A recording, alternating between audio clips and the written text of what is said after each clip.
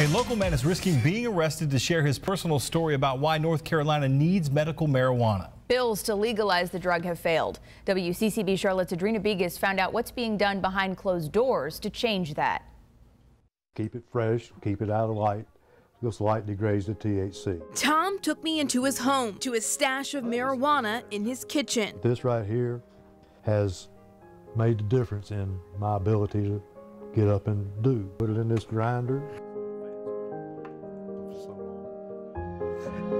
He smokes it 4 to 6 times a day. He says it helps him cope with fibromyalgia. But the pain was enough to consider suicide. Chronic muscle pain, fatigue, and sleep problems he's dealt with for years. This is what I have to do to survive. Tom won't say where he gets the weed, but it cost him about $500 a month on the street. That's for 1.5 to 2 ounces. It's just black market prices.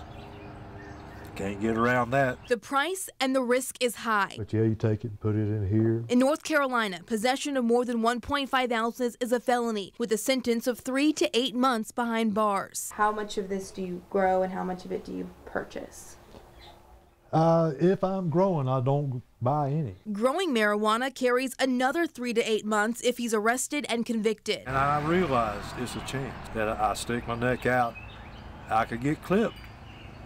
But somebody's got to do it. Apparently, he's not alone. More than 1,800 people are part of the North Carolina Cannabis Patients Network. Tom used to run the network and says most, like him, use medicinal marijuana illegally to treat conditions like Alzheimer's, bipolar disorder, concussions, several types of cancer, epilepsy, and chronic pain and MS, to name a few. I have 3 daughters, and 2 of them are starting to show signs of fibro already.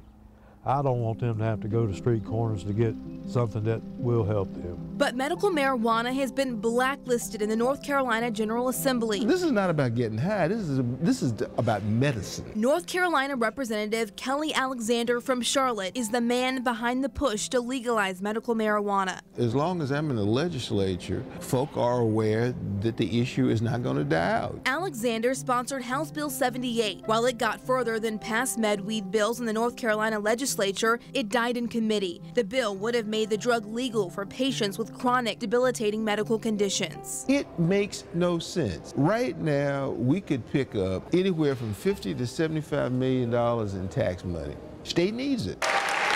More than 20 states, the latest being Georgia, have passed bills that legalize medical marijuana. 9 states have pending legislation. Here, bills continue to fail. Since I've been trying to get the state to change its policy, well over $100 million, pushing $200 million of tax money has gone down the transit, and gone. Tax revenue numbers from the Colorado Department of Revenue show that in the first 2 months of 2015, Colorado medical dispensaries sold more than $55 million worth of cannabis, pulling in about $1.6 million in total sales tax. $1 billion untaxed industry right now as we stand here and talk to each other. Alexander says he will introduce another medical marijuana bill, either in the 2016 short session or 2017 regular session, to continue the fight for people like Tom. Audrina Bigos, WCCB News.